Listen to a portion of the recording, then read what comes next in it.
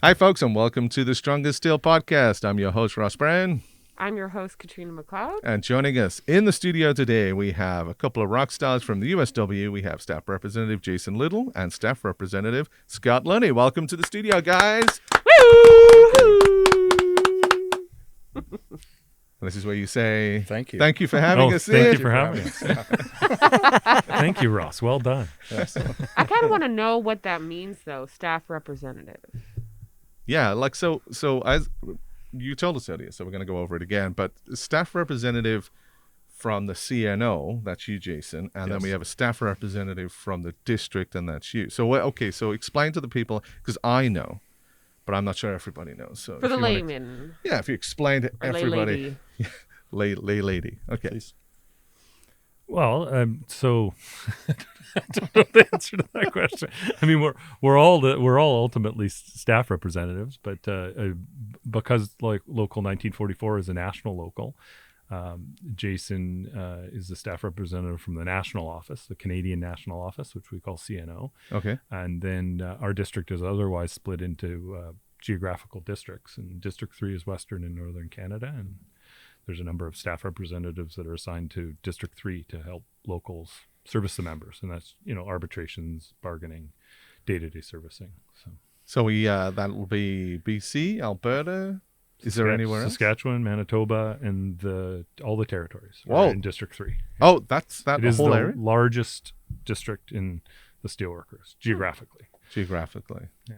And so you come from the CNO. Correct. But, I mean, me and you have worked hand in hand for a little while now. But you're the national office then. So, Canadian National Office. Yeah, so the national office supports the districts. Generally, the research, legal, communications all comes out of the national office, and they're responsible for that. They have staff reps as well that are assigned to different locals and different districts. Education as well comes out of the national office. So, and then they support locals as they do in the districts. And there's national locals are kind of a new thing.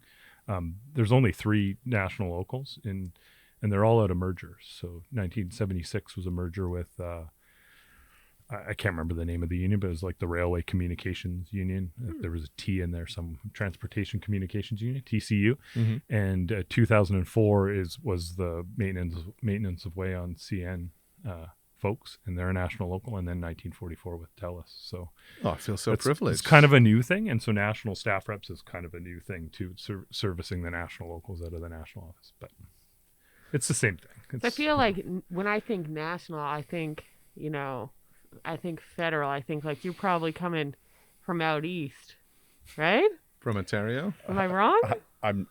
My head office is in Toronto, but I live in Vancouver. Okay. Yeah.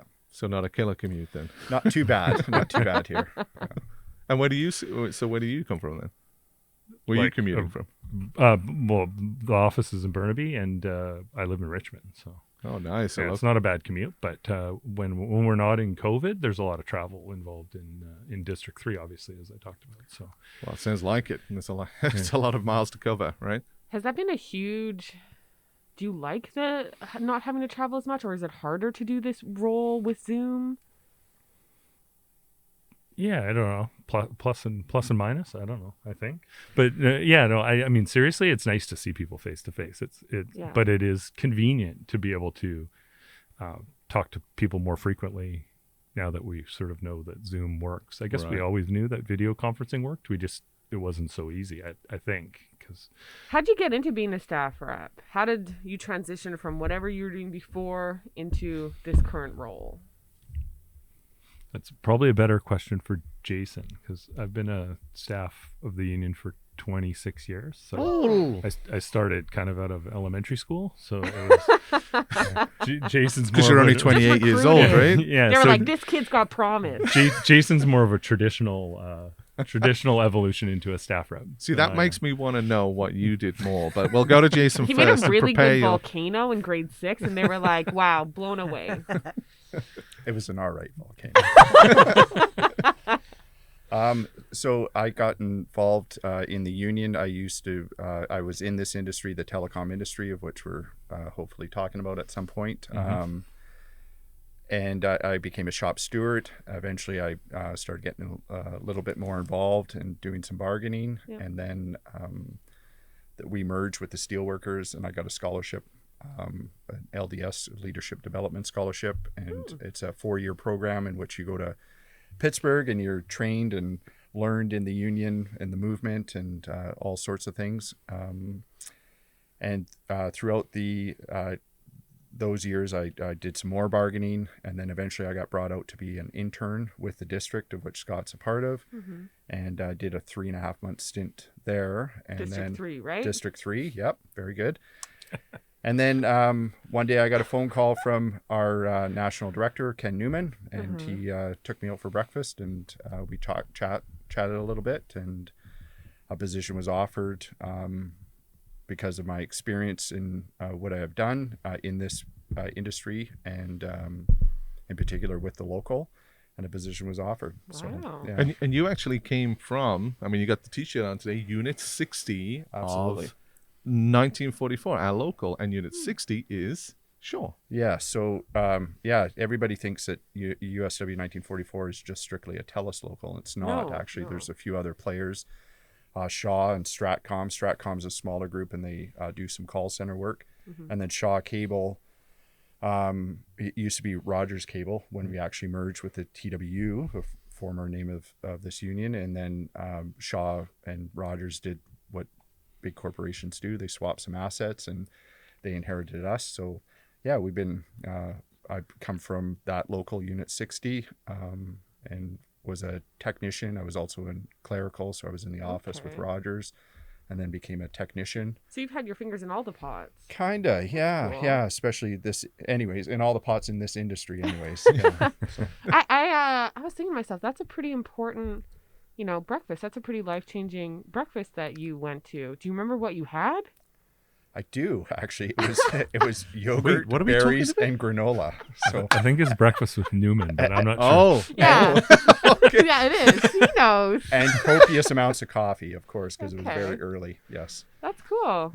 See, I'm kind of jealous because when I come out of a merger too, and when the IWA merged with the steelworkers, I met with Ken Newman because I started assigned to the Canadian National Office, but he only bought me coffee.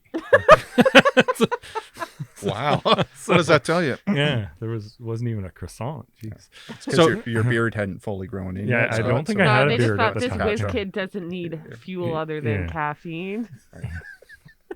What a wizard. Just a legend. So at the age of 28, you got this job in No, the no, CNO. No. He said he's been doing it for 26 years. I started working for the IWA, which was the Industrial Wood and Allied Workers of Canada, Got it, yeah. in their national office when I was 21. So I was in university getting a commerce degree, and I did a kind of like a co-op placement program thing because I was in what they called industrial relations, and so I was you worked 12 hours a week for some mostly companies, but there was the IWA was participating, and I think at the time the BC Federation of Labor participated, and I got picked to go probably because of my political leanings and Yeah. and to go to work for the IWA. So I was still in university, and I started working there, and I was So they just kept me on. Yeah, You've been a lifelong union employee then. Yeah, So yeah. you I was a staff rep, and then I did some research and organizing, communications. Then I was kind of like the assistant to the executive board of the IWA. Then we merged with the steelworkers, and so for a while I was assigned to the national office, to the national director's office. Then I became the assistant to the District 3 director, and then the last couple of years I've been a staff rep again. And yeah. So what would you say is your favorite thing to do? Because it sounds like you wear different hats. You do research, you do bargaining, you do, logistic work. What is like your favorite thing that you like to do? My favorite thing is education, like membership training, because it's kind of fun to do.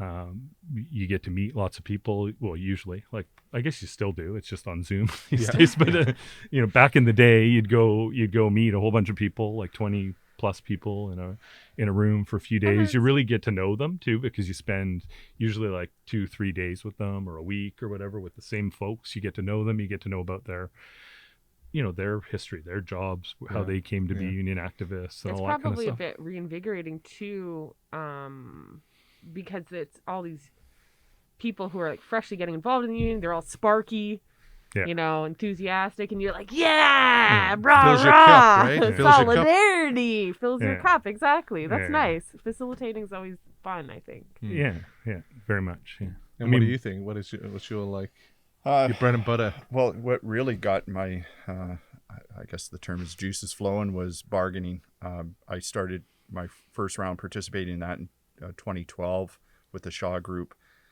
And there's so many aspects. It's not rocket science, but there is a lot of aspects. And it's about membership engagement. It's being prepared at the table, of course, having a solid team. But it's the conversations that you have with members that, I don't know, it really inspired me and gave me fuel to keep navigating through that path.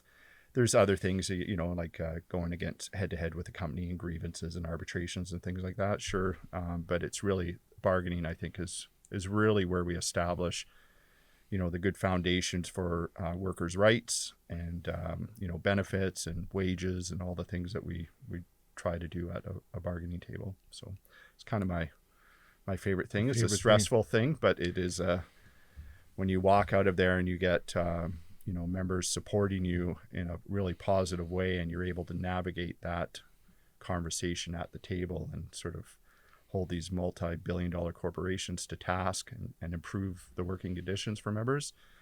There's nothing better than that.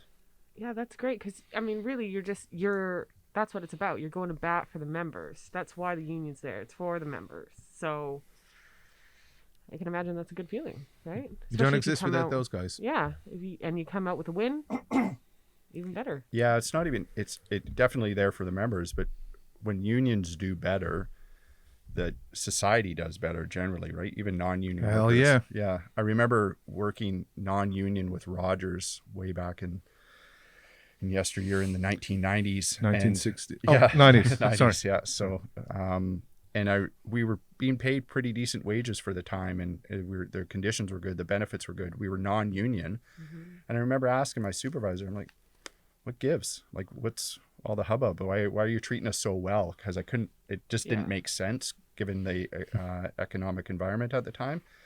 And all she did is she turned around and pointed at the Boot, which is the BC Tel building on Kingsway and Boundary. And she said, they're union. So and that forced, to be It raises competitive. everybody. Yeah. raises everybody. Yeah, Because exactly. why would somebody stay if they weren't being treated as good, if there was other better opportunities? Absolutely. I get what you're saying. Yep. Nice. And the collective agreement is the center of everything we do. Jason's right. We can't do all the other great stuff we do as a union if we don't have organized members, and if we don't have, and from that flows a collective agreement, and that gets you, even just the simple things like the leave provisions to book somebody off out of their workplace to go work on something that we're doing as a union. Today. Yeah, This is today. a UTO. Yeah. Union time off. Exactly. Yeah. So that flows straight from the collective agreement. Or if your boss has been booked off doing lots of great stuff for the local, you can only do that because there's a collective agreement, right? All that other good stuff that we do as a union. And it's not just about bargaining for today and the members of today. It's really about bargaining, protecting the future workers as well, right? Who would have thought we went into this 18 months ago, we went into a pandemic, and somebody somewhere bargained a whole bunch of quarantine language in our collective agreements that, said if people are quarantined, they'll be paid for that time off. So Long-term thinking. Yep. Foresight.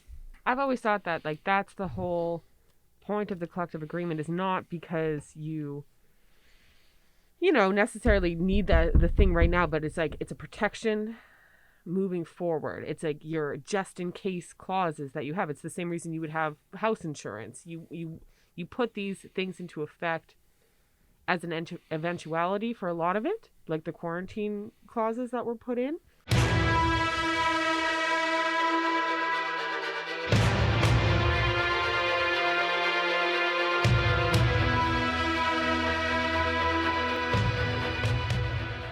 why don't you go through kind of the strategy behind how we start bargaining?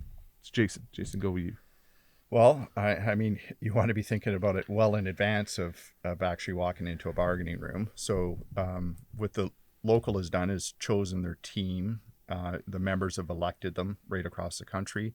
That's important. You got to get your bargaining team some training. There's nothing worse than sending a team in that without any sort of training or preparation. You obviously want to talk to the members and get, what their concerns are. Generally, most people and all the surveys that we've ever done, it's always money, benefits, more time off, things like that. Those are the commonalities, but really you want to get into the nuances of what can actually enhance their working conditions as well. So you got to ask very specific questions. It was very refreshing, kind of, to hear that job security was a priority for our members, more so than money. And generally, money is always the top concern. Top, right? Yeah. So, I mean, we've got to do a really good job in trying to start protecting jobs and people feel like they're safe and secure. When I entered the telecom industry back in the 90s, in the olden days, I felt like I could probably work in the industry for the rest of my life because it was everybody was good. The conditions were really good. And as I alluded to earlier, the companies were treating us well because there was a prominent union presence.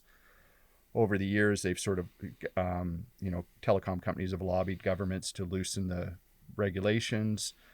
Customers have had issues with, I don't want to pay for this. I don't want to pay for that. And it's caused deregulation and with deregulation, nobody's bill ever goes down. It just actually starts climbing, right? So, and then the workers' rights started to diminish as well along with that. And you've seen union density start to decline. So, going back to your original question, you want to also start to prep the membership. And how you do that is you start to make sure they're getting your message when you're sending out the messages. So you want to, however, or they're subscribing to a podcast, possibly. Exactly, that's a good idea.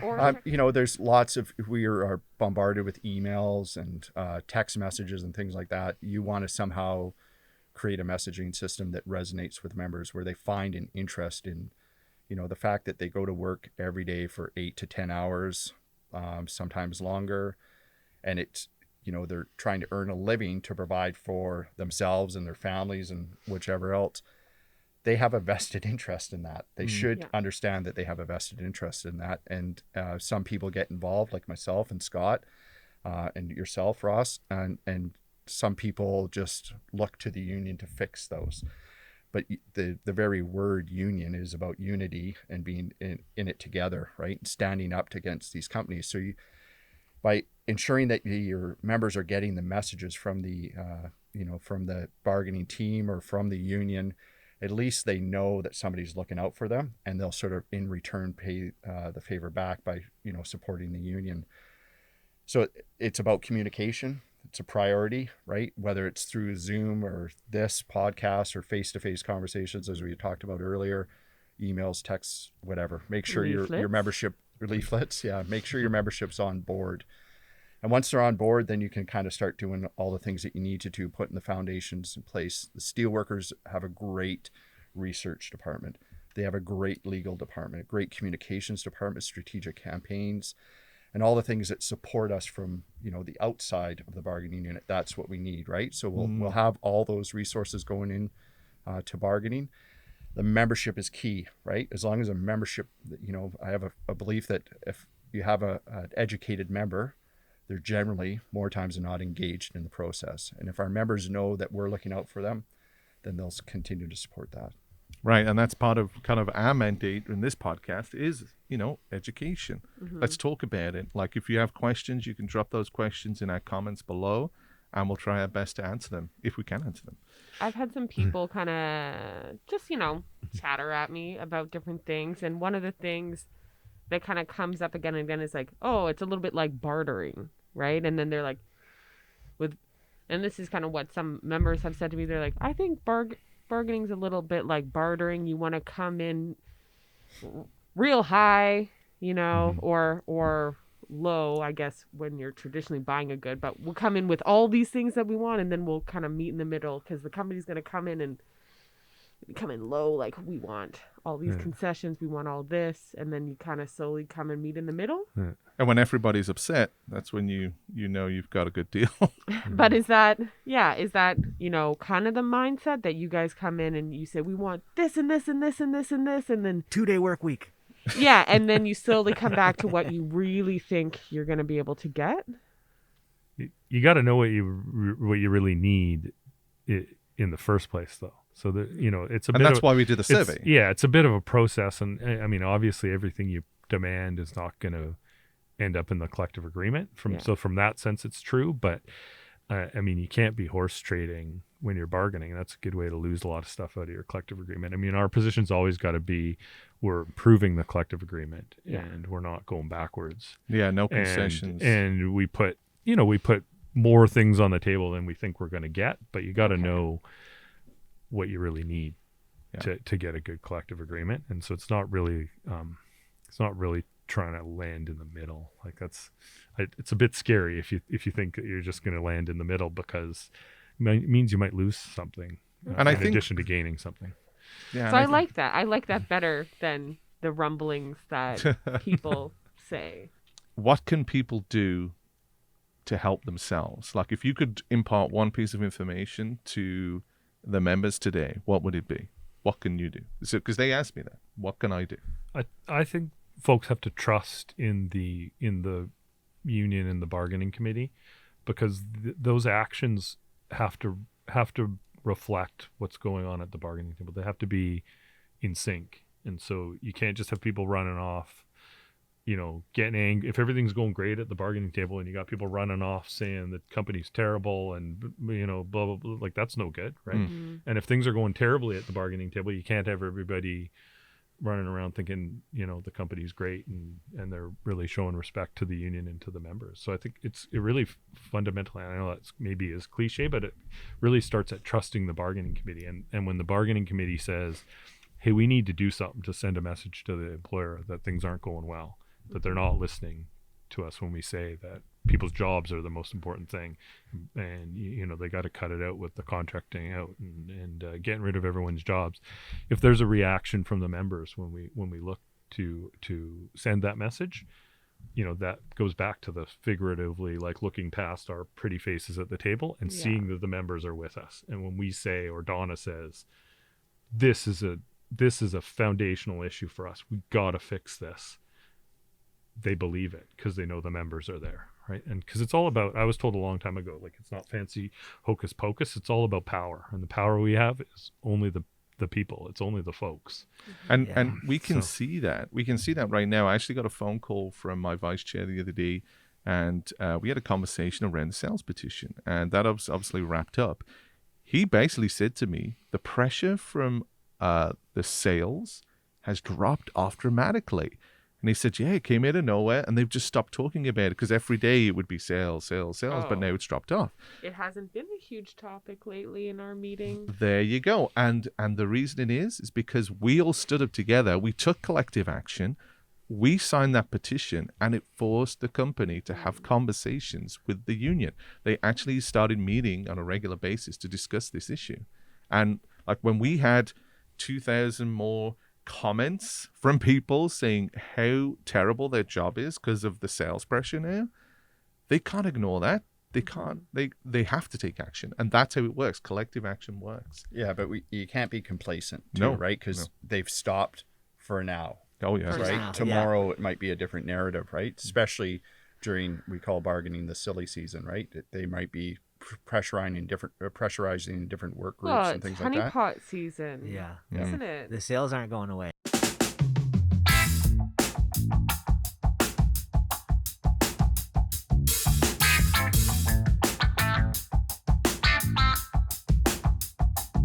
In 2018, when we bargained with Shaw, the local was in a much better space. We were much Right. more integrated with the local, and you saw the successes coming out of that round of negotiations, and you saw the support from steelworkers right across North America for this little group of, just under 600 workers, and the steelworkers threw as many resources as they could at that.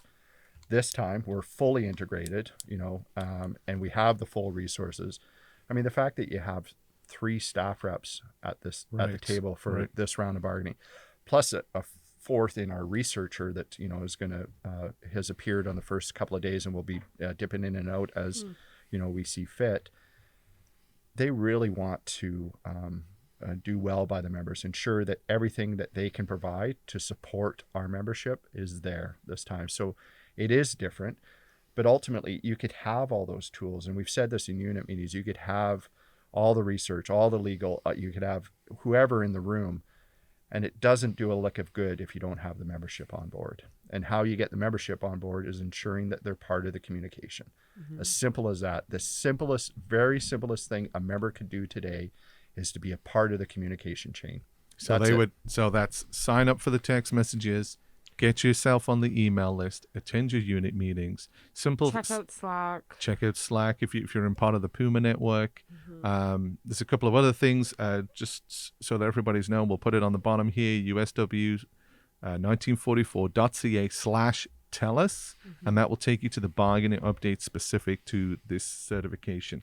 If you don't know anybody in the Puma network, I mean, there should be someone there. Maybe that's you. Maybe you could be part of that Puma network, and you could be part of this information chain that is out there. Yeah, I mean, there's always, if you don't see somebody doing the thing that you want to see being done, maybe you're the person that steps up and fills that gap. Amen. Power to the people. You can do whatever you want to do and be whoever you want to be. And if you feel like you're not getting the information, no one is getting the information around you, then you could reach out to me, reach out to Ross or these guys or any of These your guys. local.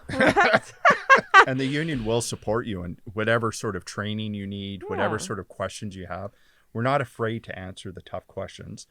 Sometimes you might not like the answer, but the reality is that's our role, is to answer and have those conversations with the membership. The Puma network is a great example of that. All you are, if you're a Puma leader or point person, Captain.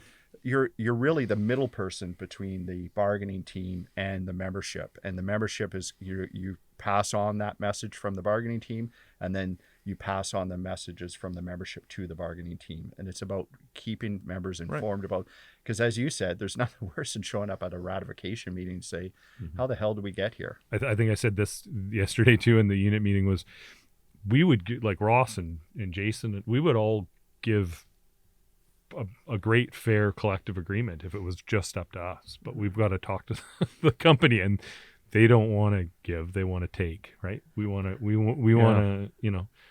gain, they want you to lose. And again, a theme of today's podcast is like, that is only possible when they look past you, you see the people behind you.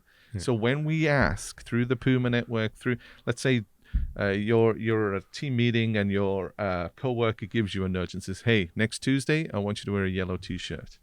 You say, well, I don't want to wear a yellow t-shirt. No, there's none of that. It's like, does the bargaining committee need this? Yes, I need you to wear a yellow t-shirt on Tuesday. Why? We don't ask why. Looks like we're wearing yellow. Exactly. And it's because why yellow? I look don't like know. a giant banana when I wear yellow.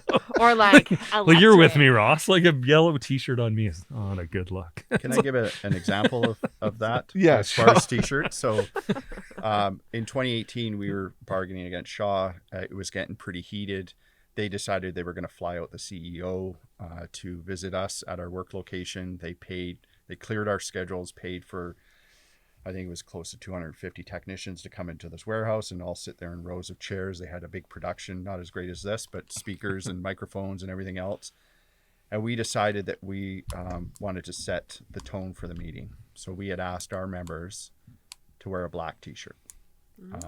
Instead of our Shaw blues, they wear Shaw blues shirts, and I'd say Shaw on it. So we made a commitment to do that. And they're like, well, what if we get in trouble? What if we get in trouble? They'll tell us the same thing that we probably hear a lot. And there's an expectation that today might be laundry day, was sort of the message we sent to our members.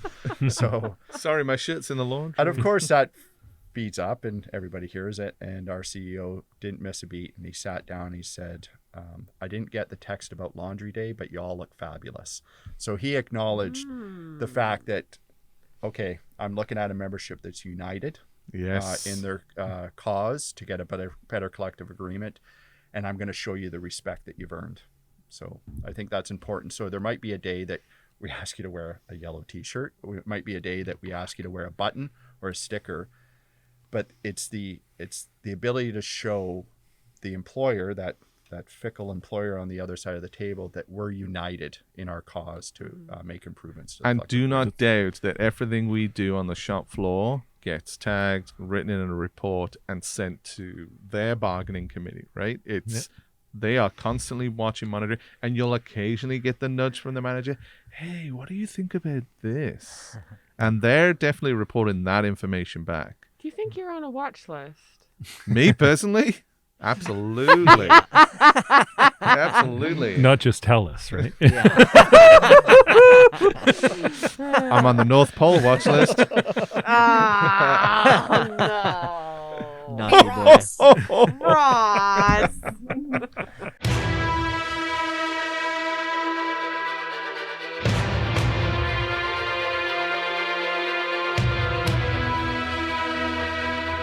It is one of the things the local is doing really well, though, is providing different ways for people to engage. Right? Absolutely. Like whether it will be great moving forward to continue to do some Zoom, as you say, or different ways for people to participate, because much of what we do in the union is designed around the truth of like meeting face to face. I mean, the whole structure of the CAT team is really just a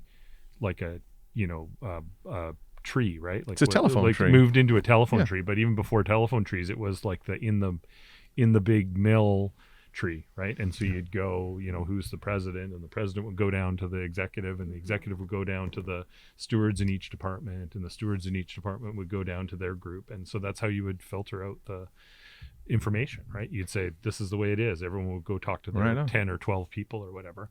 The world is a different place now. So we can't say, Ross, go talk to all the people in your unit and filter it down. Half of you don't see each other for, months or weeks at a time, right? So you have to have different ways to do it. So But the locals doing a great job of that. Like you've got Slack, Puma. Is it Puma or Puma? Like I really don't know how you. Just going back to engaging the members and having let's talk about conversations actual stuff. with Zoom. Some of the units have really thrived and the participation has increased, and some people are a little more old school and prefer the in-person conversation. So Scott and I most recently took a drive up to Campbell River to visit with some members just to engage, and we just started chatting with people in parking lots, right? There was a ferry lineup of people going to Quadra Island, and we just walked up and started chatting to members there. Wherever you can find the opportunity to have an actual conversation, whether it's Zoom or text or emails or whatever, take the opportunity to do it. We went up to, or most recently I went up to Squamish to chat to some members there, and they actually did a bit of both. We had some member on Zoom, and then we had a bunch of people sitting around a table just to chit chat. So whatever opportunity works. But Scott's right. The locals been doing a real bang up job calling people to, remind them of meetings, because we've all heard the Rolodex of excuses. Oh, I got a thing. I got this. I got that with family. We used to just ask our members in Unit 60, just try and make it out to one meeting a year, just one. And generally, if they showed up at one, they'd always walk up and say, see, I made it. See, I made it to one meeting. Great. Let's see you at the next one. And they generally would come out to, once, I just keep going back to that. As long as a member's educated about the process, they generally want to be engaged in the process. It becomes, in their best interest to become engaged in that process. So October 26th, bargaining started with Telus, the Telus certification. I'm on the bargaining team. I have you two lovely folks with me as well. And so wanted to go over kind of what the updates are. Like, a lot of people ask me questions like, what's going on? Who's got this and that? And obviously there's a strategic reason why we don't want to divulge too much. But there was an update sent out on October 28th. But I just want to go over it. Like, as we know, the local union has been engaging and listening to you.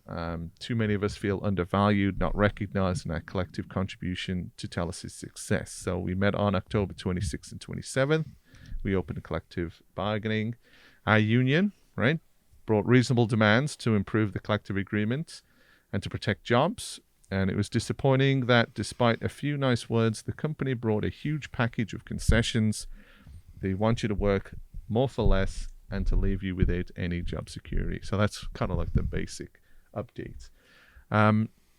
Being in the room, I'll tell you, it did it was that first day felt pretty flat. Like we were all kind of, oh Jesus, like that's a lot of concessions they're asking for. But I will say this: everybody's like, the mood's kind of suppressed. Everybody's a little bit down. Like, oh man, we thought we were going to go in there to at least come out, because they talk a good talk, right? They have a lot of, hey, we're all one big happy family. Thanks for COVID and all that stuff.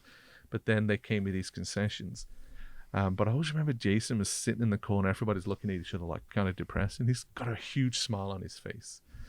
And I said, "What are you smiling about?" Just like, what did you expect? Like, why you seem so surprised? Of course they're gonna come for everything. Yeah. They're a big bully and they want all the marbles. Of course they're gonna do it. They're gonna come in hard, and then right. we're gonna go, "Whoa, man, that was aggressive." And I think that really broke the tension in the room, because it was like, oh yeah, of course, like this is day one of 300 and something days probably that it's going to take to get to the collective agreement. So I guess my point is, these are early days, right? So we need to remember to keep engaged, keep the people, keep the membership on side and work together. And if people have questions, of course, bring them up, right? But there are certain reasons why we're not going to divulge everything, right? And then I think, Scott, you were saying about you don't want to bargain for something that you don't actually, one side of the bargaining agreement might be like, people have willing to sign it tomorrow, right? But we don't want to do that, right? Because it loses our engagement. Yeah, I mean, our proposals would be great, Yeah. Like, I'm sure everyone would vote for our proposals. Absolutely. But the truth is, we're not going to get all of our proposals. We're not going to get all of our demands, and so we have to go through the process. It is, I mean, I think the thing, Ross, that you realize, it's a bit different for me, and Jayson's from the industry but not a Telus employee, and it's tough sometimes for the people on the bargaining committee, and it would be really tough for probably the members who aren't at the bargaining table and aren't going to go through the process and don't really understand the process, to listen to the company say, we really want to thank you, and we're all team members, and we're all in this together, and we're all really successful, and now can we please take this out of your collective agreement, and can we cut this out of your collective agreement, and can we offshore more of your jobs? And excuse me while I put this knife in your back. Yeah, right? And it must feel like that, and it does feel like that for folks. It does. Who are employed, like that's your employer. That's kind of two-faced, kind of treating you. But in a lot of ways, I mean, Jayson's absolutely right. That's what happens. Big companies, they talk a good game, but they're looking to nickel and dime at every turn. Particularly, when there's bargaining, because if they think they can get it, whether they need it or not, they're going to try. And we have to let them. We have to make sure they don't. They don't get it. It's hard to not take it personally, because it does feel so personal. Like we're sitting at the table, and you hear about all these little clauses and little payments that we want to get, and they want to take those away from us. And then we sit there and like, oh man, that's going to hurt me and my bottom line. And not one of the people in the company side work under those conditions already.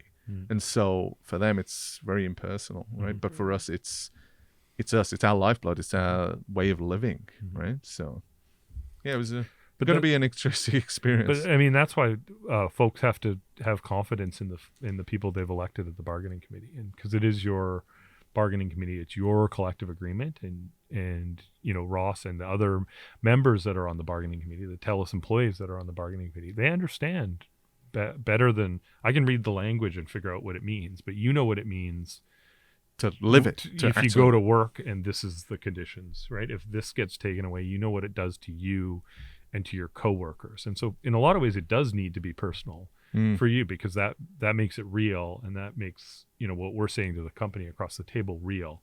And when we're communicating back to the units and to the members, it makes it real, because we can translate what they're asking across the table into terms that people can understand. Right on. That's why we need to rise up, right?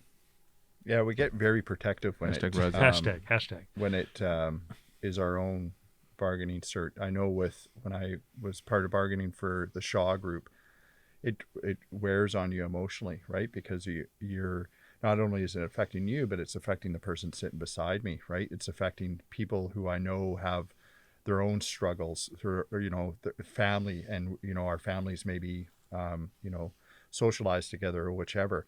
I can see that the impact would wear on them. So of course you would feel that emotional component to it.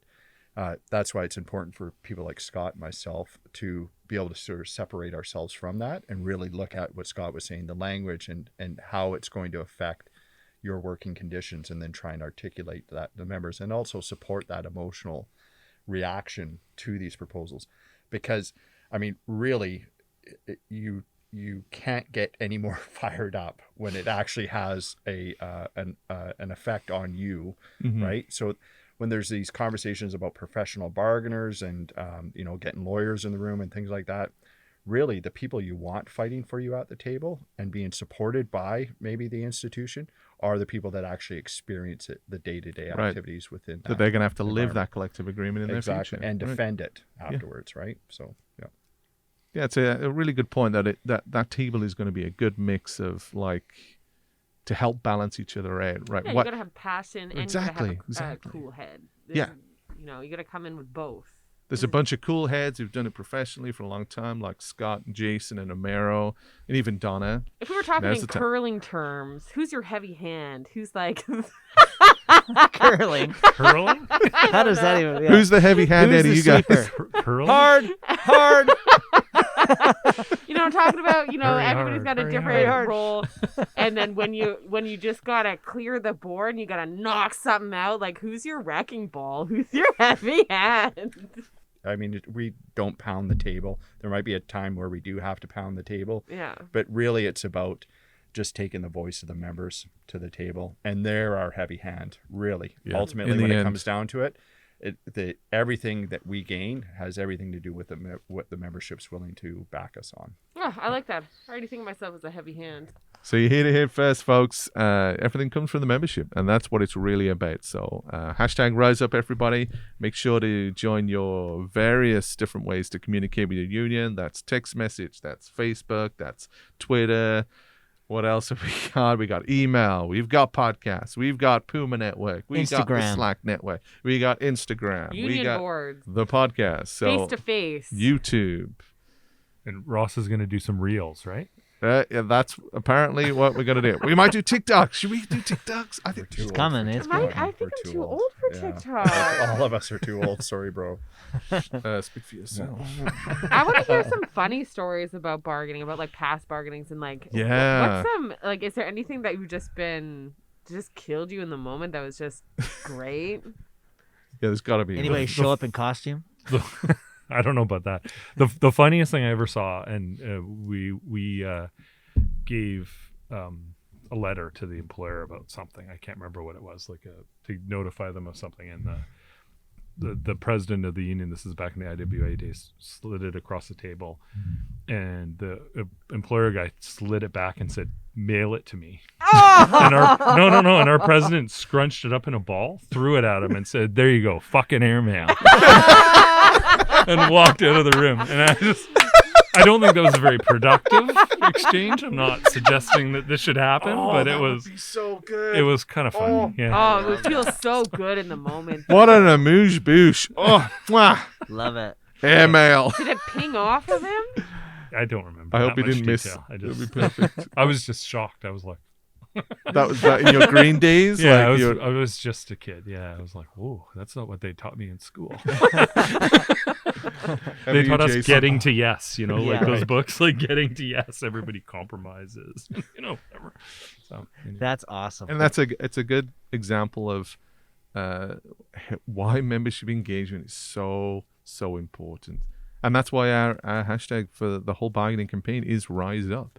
Because we've been quiet for so long, we've lost for so long. Enough is enough, and people have been pushed to the edge now. And I can see it across the nation. I can see people are more engaged, and they are rising up, standing up for themselves, standing up for their co-workers. It's going to be a new world out there. Yeah, new we're difference. Done. Right on. So, folks, that brings us to the end of the episode today. Just want to say a huge thank you to Scott Lunny and Jayson Little for joining us today. Any last words before you hit the road tonight? I just want to say thank you. This is great that you're doing this, and it's so important to reach out in different ways and engage the members, and particularly in this time where we're bargaining with Telus. So Rise up. Rise up, up. folks. Rise up. Absolutely. Yeah. Thanks for having us. And I encourage all members of the Local 1944 to participate in their Puma network and be involved in the process. It does affect their daily working conditions, and we're hoping to change the narrative of yesteryear and start to make improvements for the benefit of all the members coast to coast. So Rise up, folks. Awesome. Rise up. And Cheers to you guys. And cheers to our fellow union members out there. Cheers to you. And remember, stay strong as steel.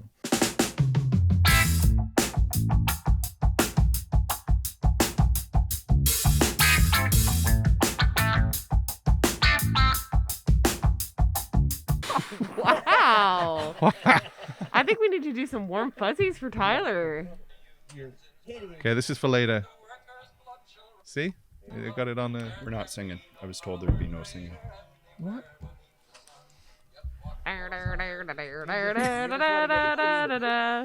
For the union. I was told that makes Jayson was us going to sing. strong. Come on, Jason. Come on. Acapella. Yeah.